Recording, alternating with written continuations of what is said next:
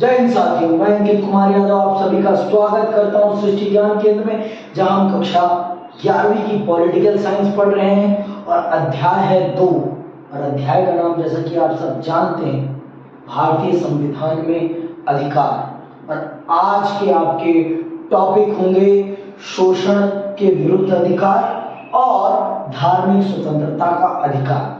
Last class में मैंने आपको स्वतंत्रता के अधिकार के संबंध में विस्तार से जानकारी दी कि एक व्यक्ति के पास किस प्रकार की स्वतंत्रता है और उसकी स्वतंत्रता को अगर सरकार कभी भी बाधित भी करती है तो किस प्रक्रिया के अंतर्गत बाधित किया जाएगा। तो चलिए अब उसी को आगे बढ़ाते हैं और आपके एक विशेष मौलिक अधिकार के बारे में जानते हैं, समझते हैं, जो कि आपने जब इस पुस्तक को प्रारंभ किया था तो सबसे पहला जो उदाहरण आपके सामने प्रस्तुत किया गया था वो उदाहरण कुछ इसी अधिकार से संबंधित था। तो उस उदाहरण को आप याद कीजिए और इसको चलिए समझते हैं और जानते हैं कि क्या है शोषण के विरुद्ध अधिकार। तो आइए विस्तार से इसको पढ़ते हैं और आपको समझाते हैं कि क्या है शोषण के विरुद्ध अधिकार।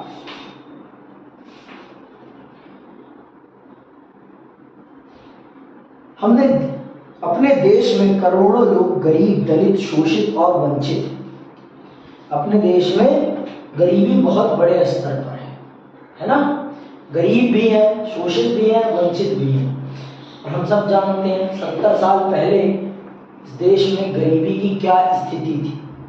हम सब इस बात को भली भांति जानते हैं कि आज से 70 साल पहले इस देश में गरीबी की क्या स्थिति थी। आज भी हम गरीबी से पूरी तरीके से उबर तो नहीं पाए हैं, लेकिन गरीबी के स्तर में बहुत कमी आई है। शिक्षा का बहुत बड़े स्तर पर प्रसार प्रचार हुआ है और चीज़ें बदली हैं, चीज़ें बहुत ज़्यादा बदली हैं, लेकिन फिर भी समाज में शोषण नहीं रुक पाया है। समाज में शोषण नहीं रुक पाया है। आज भी समाज में बहुत प्रकार के अपराध, बहुत प्रकार के शोषण किए जा रहे हैं। आज भी हमारा देश जातिवाद से बाहर नहीं निकल पाया है। हमारा देश आज भी जातिवादी तंत्रों से बाहर नहीं निकल पाया है। चलिए उसी चीज को हम बारीकी से समझते हैं कि हमारे देश में शोषण किस किस प्रकार का होता है या लोगों के द्वारा उनका, और वंचित है या लोगों के द्वारा उनका शोषण हो सकता है। ऐसे शोषण को हम अपने देश में बेगार या बंधुआ मजदूरी के रूप में जानते हैं। इसी प्रकार के एक शोषण में लोगों को दास के रूप में खरीदा और बेचा जाता था। इन दोनों प्रकार के शोषण पर संविधान प्रतिबंध लगाता है। वैसे कुछ दिन मैंने आपको बंधुआ मजदूरी के बारे में समझाया है, जिसमें नाम मात्र की मजदूरी होती है और खाना होता है और व्यक्ति से मनचाही मजदूरी कराई जाती है, मनचाहा परिश्रम कराया जाता है और उसके बदले में नाम मात्र का उसे वेतन और भोजन दिया जाता है। उस प्रकार की कार्य स्थिति को हम बेगार या बंधुआ मजदूरी कहते थे। उसे हम बंधुआ मजदूरी या बेगार कहते हैं। आज देश के आजाद होने से पहले दुनिया के बहुत सारे देशों में दास प्रथा थी। जो काले लोग होते थे उनको खरीदा और बेचा जाता था दास के रूप में, और लोग उनको अपने घरों में जंजीरों में बांध कर रखते थे। अगर आपने लास्ट ईयर इतिहास में 3 वर्गों के बारे में पढ़ा होगा तो आपको इसके बारे में विशेष रूप से पता होगा कि किस प्रकार से दास प्रथा थी। मनुष्य को मनुष्य न समझ के एक जानवर समझ। आप ये समझिए कि जानवर से भी बदतर स्थिति में मनुष्य को रखा जाता था। आगे सुनो। इन दोनों प्रकार के शोषण पर संविधान प्रतिबंध लगाता है। पुराने समय में जमींदारों, सूदखोरों और अन्य धनी लोग बंधुआ मजदूरी करवाते थे। देश में अभी भी खास तौर से भट्टे के काम में बंधुआ मजदूरी कराई जाती है। अब इसे अपराध घोषित कर दिया गया है। और वह कानून द्वारा दंडनीय है। आज भी भट्टे में जो लोग काम करते हैं उनकी आप दयनीय स्थिति देख सकते हैं। उनको हो सकता है वहां पर भी बदबू मजदूरी कराई जाती है, बहुत ही कम वेतन उनको दिया जाता है, बहुत ही कम, जिसे कहते हैं जो वेतन उनको मिलना चाहिए ना, वो वेतन जो सरकार निर्धारित करती है वेतन, वो वेतन उनको कभी नहीं दिया जाता। और इसी को हम कहते हैं बदवा मजदूरी, या कहिए आप उसको बेगार, या उसे बेगार। आज के समय में ये कानूनन दंड है और भारत सरकार इसका, भारतीय संविधान अथवा भारत सरकार इसका विरोध करता है। और अगर कोई ऐसा कराता हुआ पकड़ा जाएगा तो उसे दंडनीय दंड भी दिया जाएगा। और सुनो, संविधान के अनुसार 14 वर्ष से कम आयु के बच्चों को किसी कारखाने, खदान या अन्य किसी खतरनाक काम में नियोजित नहीं किया जाएगा। इस प्रकार बाल श्रम को अवैध बनाकर और शिक्षा को बच्चों का मौलिक अधिकार बनाकर शोषण के विरुद्ध संवैधानिक अधिकार को और अर्थपूर्ण बनाया गया है। ठीक है, तो 14 वर्ष से कम आयु के किसी भी बच्चे को काम पर नहीं रखा जा सकता। और अगर कोई ऐसा करता हुआ पकड़ा जाता है तो आप जान लीजिए आप किस प्रकार के अधिकार को उल्लंघन कर रहे हैं। आप मौलिक अधिकार का उल्लंघन, और मौलिक अधिकार का उल्लंघन करने का अर्थ क्या है कि आपको कड़ी से कड़ी सजा दी जाएगी, आपको कड़ी से कड़ी सजा दी जाएगी। ये बात आप जान लीजिए, समझ में आई बात। आगे सुनो, अब हम चल रहे हैं एक दूसरे अधिकार को विस्तार से समझने का, बहुत ही विस्तार से। हमारे देश में जिस चीज पर सबसे ज्यादा आजकल बहसें होती हैं, जिस चीज पर सबसे ज्यादा बहसें, लोग उस चीज को समझते तो नहीं है लेकिन बहस बहुत करते हैं। कौन सा धर्म है जो एक दूसरे के कत्ल करने की अनुमति देता है? और हमारे टीवी में बातें ऐसी होती है कि अगर उनको छोड़ दिया जाए तो वो वहीं पर एक दूसरे को मार काट डालेंगे। तो आइए समझते हैं कि हमारा संविधान इसके संबंध में क्या कहता है और वो हमें किस प्रकार की धार्मिक स्वतंत्रताएं प्रदान करता है। तो चलिए समझते हैं धार्मिक स्वतंत्रता का अधिकार। चलिए समझते हैं धार्मिक स्वतंत्रता का अधिकार।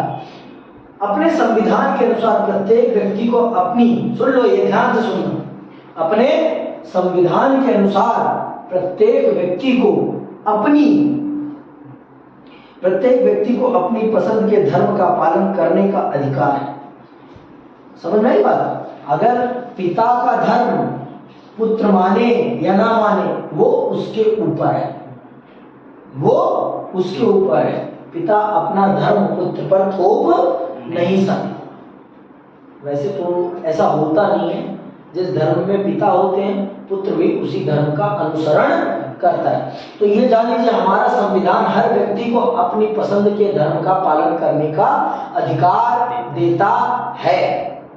समझ में आई बात। अपनी पसंद मतलब आप अपनी विवेक का प्रयोग करके चयन कर रहे हैं। आप किसी के दबाव में किसी धर्म को स्वीकार नहीं कर सकते। समझ में आई बात। आप किसी के दबाव में आकर किसी धर्म को स्वीकार नहीं कर सकते। अगर आप किसी के दबाव में धर्म को स्वीकार कर रहे हैं तो वो धर्म ही आपको स्वीकार नहीं करेगा। पर पता नहीं औरंगजेब के जमाने में धर्म परिवर्तन होता है बड़े स्तर पर, वो भी जबरदस्ती, और इस्लाम पता नहीं कैसे उन लोगों को एक्सेप्ट कर लेता है। मैं तो मानता हूँ कोई भी धर्म जबरदस्ती किसी के ऊपर थोपा जाता है तो कभी भी वो धर्म उस व्यक्ति को ही अपने धर्म में स्वीकार नहीं करता। मेरा मानना है, मेरा व्यक्तिगत ये मानना है कि अगर आप किसी भी व्यक्ति को कोई भी धर्म जबरदस्ती स्वीकारवाते हैं तो वो धर्म ही कभी उस व्यक्ति को स्वीकार नहीं पाता। ये मेरा मानना है। औरंगजेब के शासन काल में बहुत बड़े स्तर पर धर्म परिवर्तन का खेल खेला जाता है। लोगों को तलवार की नोक पर धर्म परिवर्तन कराया जाता है, जो कि मैं मानता हूं सरासर गलत था। इसीलिए इसीलिए बहुत आप सुनते होंगे बहुत से धर्मावलंबियों को वो कहते हैं कि भारत में जितने भी मुसलमान हैं वो सारे के सारे कन्वर्टेड है, वो सब के सब हिंदू हैं। तो ये कोई गलत बात नहीं है, ये कोई असत्य बात नहीं है, सत्य है ये। भारत में जितने भी मुसलमान हैं अधिकतर 95% मुसलमान हिंदू ही था, सनातनी ही था। समझ में आई बात? सनातन पद्धति से ही भारत का संचालन होता था।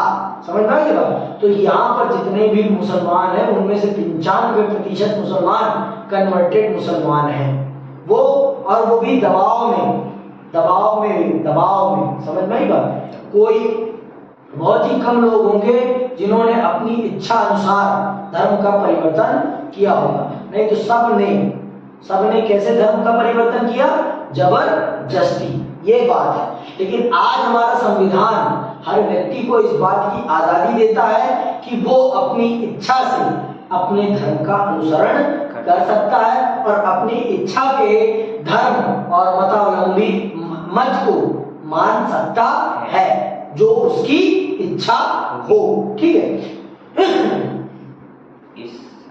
इस स्वतंत्रता को लोकतंत्र का प्रतीक माना जाता है। इतिहास गवाह है कि दुनिया के अनेक देशों के शासकों और राजाओं ने अपने अपने देश की जनता को धर्म की स्वतंत्रता का अधिकार नहीं दिया। सच है ये, इतिहास गवाह है इस बात का। इतिहास जानता है कि राजा हमेशा यही चाहता है कि जो धर्म उसका है वो ही जनता उसकी फॉलो करे। तो किसी भी देश, आपके पड़ोसी पाकिस्तान में ही ऐसा नहीं है। पाकिस्तान कहने के लिए तो कहता है कि हम धर्म की स्वतंत्रता देते हैं, लेकिन वास्तविक रूप में वो धर्म की स्वतंत्रता नहीं देता। वो अपने देश के हिंदू, सिखों,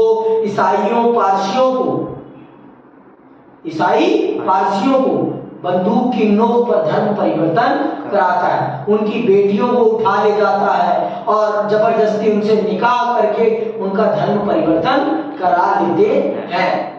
तो ये बात आप जान लीजिए।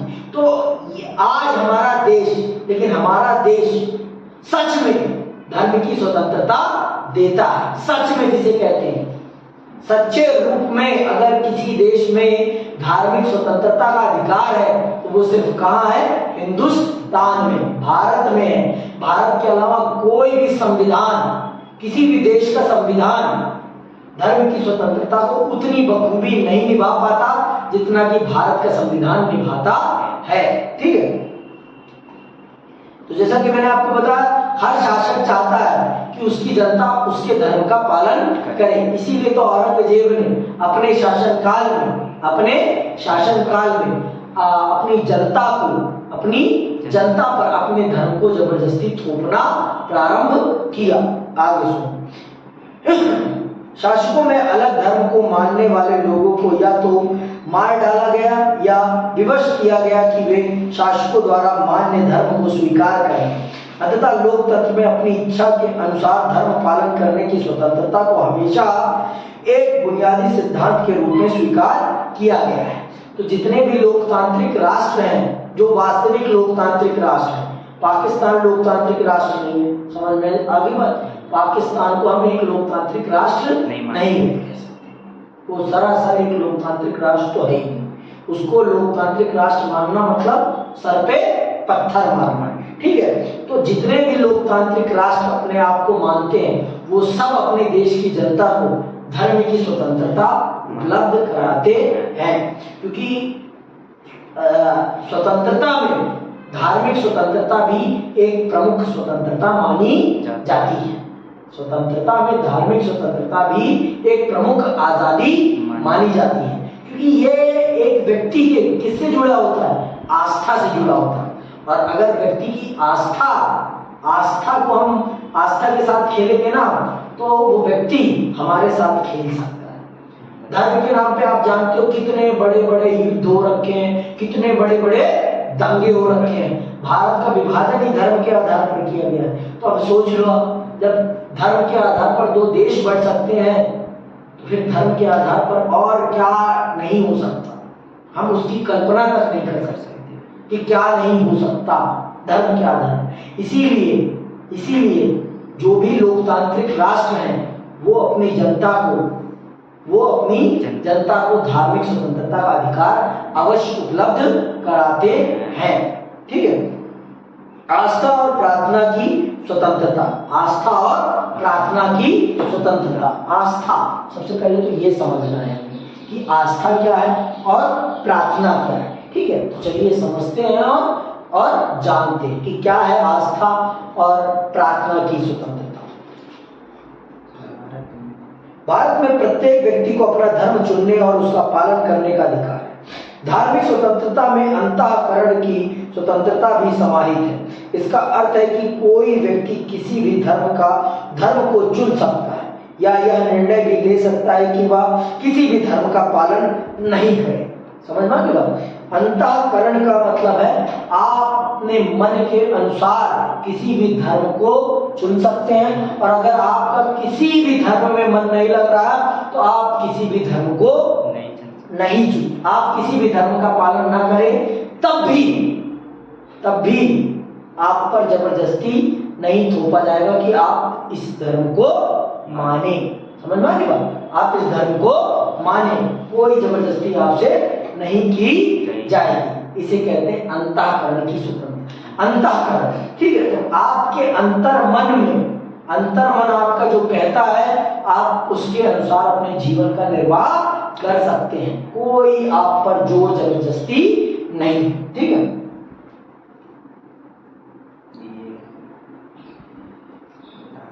इसका अर्थ है कि कोई व्यक्ति किसी भी धर्म का चुनाव कर सकता है या यह निर्णय भी ले सकता है कि वह किसी भी धर्म का पालन नहीं करेगा।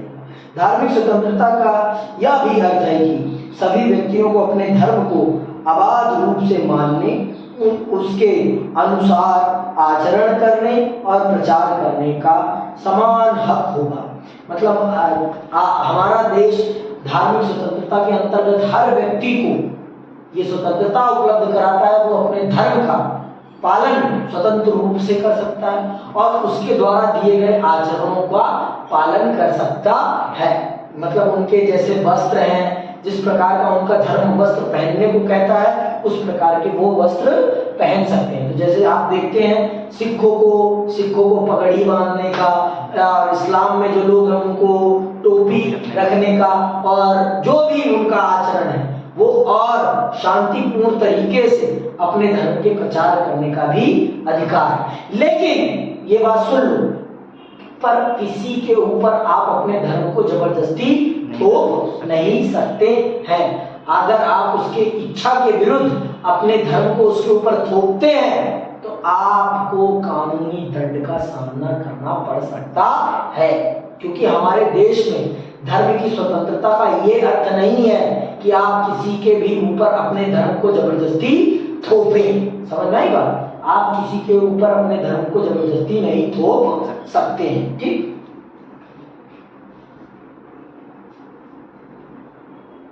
लेकिन धार्मिक स्वतंत्रता पर कुछ प्रतिबंध भी हैं। लोक व्यवस्था, नैतिकता और स्वास्थ्य के आधार पर सरकार धार्मिक स्वतंत्रता पर प्रतिबंध लगा सकती है। धार्मिक स्वतंत्रता का अधिकार असीमित नहीं है। कुछ सामाजिक बुराइयों को दूर करने के लिए सरकार धार्मिक मामलों में हस्तक्षेप कर सकती है।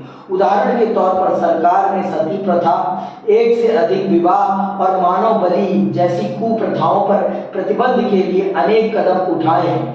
ऐसे प्रतिबंधों को धार्मिक स्वतंत्रता के अधिकार में हस्तक्षेप नहीं माना जा सकता। अब जैसे इस्लाम में है, एक व्यक्ति किसी भी महिला को तलाक कहकर उससे तलाक ले सकता है, तो सरकार ने इस प्रकार की कुप्रथाओं को प्रतिबंधित किया और हम इसे धर्म में हस्तक्षेप नहीं कह सकते। क्यों? क्योंकि आपकी इस कुप्रथा के कारण किसी भी व्यक्ति की जिंदगी बर्बाद हो जाती है, किसी भी व्यक्ति की जिंदगी। और कोई भी धर्म ये नहीं कहता कि आप धर्म के कारण किसी भी व्यक्ति की जिंदगी को तबाह कर दें। धर्म तो कहता है कि जिंदगी आबाद करो, बर्बाद नहीं। जिंदगी आबाद करना धर्म का काम है। जिंदगी को बर्बाद करना धर्म का काम नहीं है। तो अगर जैसे हिंदू धर्म में सती प्रथा थी, पति मर गया तो पति के ऊपर पत्नी को बिठाकर जिंदा जला दिया जाना कहीं से उचित था? तो इस चीज को भी हमारे समाज हमारे सरकार ने धर्म के विरुद्ध माना और उसे प्रतिबंधित कर दिया। और जैसे पहले बलि मानव बलि का प्रावधान था, तो लोग अपनी इच्छाओं की पूर्ति के लिए मानव बलि दिया करते थे, बच्चों की बलि दिया करते थे। तो इस प्रकार की कुप्रथाओं को भी, जो धर्म के नाम पर कुप्रथाएं चली आ रही थी, सरकार ने उन कुप्रथाओं पर भी बैन लगाया और कहा कि ये धर्म के सरासर विरुद्ध है, धर्म के सरासर विरुद्ध है। ये कोई भी धर्म ये नहीं कहता कि आप अपनी इच्छा पूर्ति के लिए किसी और की हत्या करें। तो इस प्रकार की जितनी भी कुप्रथाएं हैं उनको समाप्त करना, आप ये नहीं कह सकते कि आप हमारे धार्मिक स्वतंत्रता में हस्तक्षेप कर रहे हैं, आप ये नहीं कह सकते, क्योंकि कोई भी धर्म किसी को नुकसान पहुंचाना नहीं सिखाता। हर धर्म का सिद्धांत है प्रेम और सदाचार। और अगर आप अपने धर्म के माध्यम से कोई ऐसी रीति चला रहे हैं जिससे कि लोगों को परेशानियां हो रही है, तो वो सरासर अन्यायपूर्ण है और वो धर्म की प्रक्रिया में नहीं आती, वो कुरीति में आती है। और अगर सरकार उस कुरीति को समाप्त करती है तो वो धर्म में हस्तक्षेप नहीं मानी जा सकती। समझ में आई बात? और उसे आप धर्म में हस्तक्षेप नहीं कह सकते हैं। ठीक, आगे सुनो। धार्मिक स्वतंत्रता के अधिकार पर नियंत्रण लगाने से विभिन्न धर्म के मानने वालों और सरकार के बीच अक्सर ही तनावपूर्ण स्थितियां पैदा होती हैं। जब भी किसी धार्मिक समुदाय के कुछ क्रियाकलापों पर सरकार नियंत्रण लगाती है तो उस समुदाय के लोग यह महसूस करते हैं कि वह उनके धर्म में एक हस्तक्षेप है। वह महसूस करते हैं कि उनके धर्म में एक हस्तक्षेप है। देखो, सरकार को कभी समाज को समान बनाने के लिए कुछ चीजें ऐसी करनी पड़ती हैं जिससे कि लोगों को लगने लगता है कि उनके धर्म में हस्तक्षेप है। जैसे इस्लाम में है कि एक व्यक्ति 3, 4, 5 शादियां कर सकता है। लेकिन यार, ये आप बात जान लीजिए, आपको शादी करने का अधिकार तो दिया गया है, लेकिन इसका मतलब ये नहीं है कि आप एक शादी करें तो दूसरी को तलाक दें। जिंदगी बर्बाद करने का आपको अधिकार नहीं दिया गया है। शादी करने का अधिकार है तो इसका मतलब ये नहीं है कि आप जिंदगियां बर्बाद करते चले। जिंदगी बर्बाद करने का आपको अधिकार नहीं दिया गया है।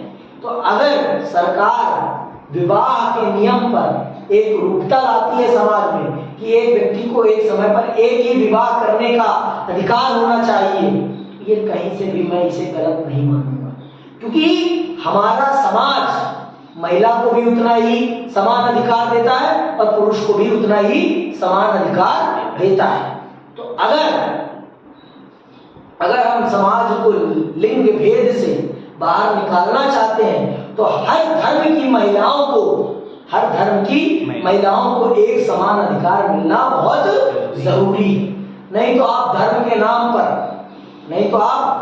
नाम पर महिलाओं का शोषण करते रहेंगे और फिर आप उसे न्यायोचित ठहराते रहेंगे। ईश्वर या अल्लाह दोनों को एक समान मानता है, पुरुष को भी एक समान मानता है और महिला को भी एक समान, वो दोनों को ही इंसान मानता है, उनमें कोई भेदभाव नहीं करता। तो हम इंसान कौन होते हैं उनके बीच में भेदभाव करने वाले लिंग के आधार पर? तो अगर हमारे अंदर ये काबिलियत नहीं है कि हम किसी की जिंदगी को आबाद कर सकें, तो हमारे पास ये अधिकार भी नहीं है कि हम किसी की जिंदगी को बर्बाद करें। तो अगर सरकार लैंगिक समानता को स्थापित करने के लिए जो कुछ धर्मों में कुरीतियां हैं, उन कुरीतियों को समाप्त करता है, तो मैं कभी भी उसे गलत नहीं मानूंगा, कभी भी उसे मैं धर्म में हस्तक्षेप नहीं मानूंगा। समझ लो कि तो जैसे इस्लाम में बहुविवाह है और अगर सरकार बहुविवाह पर प्रतिबंध लगाती है तो मैं इसे सीधे तौर पर न्यायोचित ठहराऊंगा। क्यों? क्योंकि ये महिलाओं को समान अधिकार मुहैया कराएगा, क्योंकि ये महिलाओं को समान अधिकार मुहैया कराएगा। और भारत का संविधान कहता भी है कि हमारे देश में लिंग के आधार पर किसी के साथ भी भेदभाव नहीं किया जा सकता। पर इस्लाम में ऐसा है, मैं कदापि ये स्वीकार नहीं करूंगा कि ये इस्लाम का होगा, क्योंकि इस्लाम समानता को प्रमोट करने वाला है। इस्लाम में जातिवाद नहीं है। तो इस्लाम में मैं ये कहां से मान लूं कि वो महिलाओं के साथ भेदभाव करेगा? भाई मोहम्मद साहब की बेटियां थी, मोहम्मद साहब अपनी बेटियों के साथ, आप खुद बताओ, पैगंबर मोहम्मद साहब अपनी बेटियों के साथ अन्याय होने देंगे? कौन सा पिता है जो अपनी पुत्री के साथ अन्याय होने देगा? कोई भी पिता नहीं है। तो अगर इस्लाम में ये बहुविवाह है तो ये इस्लाम का धार्मिक मामला नहीं है। ये कुछ लोगों ने अपने पर्सनल हितों को साधने के लिए, अपनी फैंटेसीज को पूरा करने के लिए ये कुरीति इस्लाम में जोड़ी है। नहीं तो मैं कदापि ये स्वीकार नहीं करता कि इस्लाम बहुविवाह को प्रमोट करता है। समझ में आ गई बात? तो सरकार आज यूनिफॉर्म सिविल कोड लाने का प्रयास कर रही है, जिसमें सभी धर्मों को एक समान करने का, एक रूपता लाने का प्रयत्न किया जा रहा है कि जो धर्मों में कुरीतियां हैं उन कुरीतियों को समाप्त किया जाए और सभी धर्मों को एक सही रास्ता प्रदान किया जाए। तो मैं कहीं भी उस यूनिफॉर्म सिविल कोड का विरोध नहीं करना चाहता, क्योंकि सही है। जो गलत है धर्म में भी, क्योंकि समय के साथ चीजों में परिवर्तन होना बहुत जरूरी है, समय की दरकार है। आज समय की दरकार है कि समय के साथ चीजों में परिवर्तन होना चाहिए। समय के साथ परिवर्तन होना चाहिए, और जो समय के साथ परिवर्तन नहीं करेगा वो समाप्त हो जाएगा, तो आगे सुनो। एक अन्य कारण से भी धार्मिक स्वतंत्रता राजनीतिक विवाद का विषय बन जाती है। संविधान ने सभी को अपने धर्म का प्रचार करने की स्वतंत्रता दी है। इसमें लोगों को एक धर्म से दूसरे धर्म में परिवर्तन के लिए मनाने का अधिकार भी शामिल है। लेकिन कुछ लोग धर्म परिवर्तन का विरोध करते हैं। उनका मानना है कि धर्मांतरण भय या लालच के आधार पर कराए जाते हैं। संविधान भी जबरन धर्म परिवर्तन की इजाजत नहीं देता। वह हमें केवल अपने धर्म के बारे में सूचनाएं प्रसारित करने का अधिकार देता है। इससे हम दूसरों को अपने धर्म की ओर आकर्षित कर सकते हैं। देखो, आप सब जानते हो कि धर्म परिवर्तन बहुत ही कम होता है जो वैचारिक स्तर पर किया जाए। हमेशा धर्म का परिवर्तन का आधार या तो जबरदस्ती होता है या तो लालच होता है। इन्हीं दो आधारों पर हमारे देश में या बहुत बड़े समाज में, विश्व में धर्म परिवर्तन इन्हीं आधारों पर किया जाता है। किन आधारों पर? जबरदस्ती या लालच। वैचारिक आधार पर धर्म परिवर्तन तो हमारे समाज में बहुत ही कम है। तो हमारा संविधान सीधे तौर पर इस बात को प्रतिबंधित करता है कि आप किसी भी व्यक्ति को लालच और किसी को दबाव में लाकर धर्म परिवर्तन नहीं करा सकते। आपको अपने धर्म के प्रचार प्रसार की आजादी है, तो इसका मतलब ये नहीं है कि आप किसी पर अपने धर्म को जबरदस्ती थोपें, किसी पर अपना धर्म जबरदस्ती थोपें। सिर्फ आपको इतनी आजादी है कि आप अपने धर्म के विचारों को लोगों तक फैला सकते हैं, सुना सकते हैं, बता सकते हैं, और फिर अगर वो आपके विचारों से आकर्षित होते हैं तब जाकर धर्म का अगर वो धर्म परिवर्तन कर रहे हैं तो उसे गैर कानूनी नहीं माना जाए। लेकिन लालच देकर और दबाव में अगर आप किसी से धर्म परिवर्तन कराते हैं तो वो सरासर संवैधानिक रूप से गलत है। समझ में क्यों? वो सरासर संवैधानिक रूप से गलत है और आपको उसके लिए दंडित भी किया जा सकता है। आगे सुनो। सभी धर्मों की समानता। और हमारा देश एक ऐसा देश है कि हमारा देश सभी धर्मों को एक समान दृष्टि से देखता है। न मुसलमान को कम देखता है, न हिंदू को कम देखता है, न क्रिश्चियन को, न ईसाई को, न सिख को, न बौद्ध को, न जैन को। सभी धर्मों को एक समान अधिकार देता है हमारा देश, क्योंकि हमारा देश धर्म से नहीं संविधान से चलता है। हमारा देश संविधान से चलता है, इसीलिए हमारा देश सभी धर्मों को एक समान अधिकार देता है। ठीक है, सुनो। विभिन्न धर्मावलंबियों का देश होने के कारण यह जरूरी है कि सरकार विभिन्न धर्मों के साथ समानता का बर्ताव करे। इसका अर्थ यह भी है कि सरकार किसी विशेष धर्म का पक्ष नहीं लेगी। भारत का कोई राजकीय धर्म नहीं है, जैसे पाकिस्तान का राजकीय धर्म क्या है? इस्लाम। लेकिन भारत का कोई राजकीय धर्म नहीं, भारत का कोई राजकीय धर्म नहीं है। भारत अपने देश में रहने वाले सभी धर्मों की जनता को एक समान अधिकार देता है। हमारे देश में धर्म के आधार पर अधिकारों के बंटवारे में कोई भेदभाव नहीं है, ये बात जानो। ठीक है।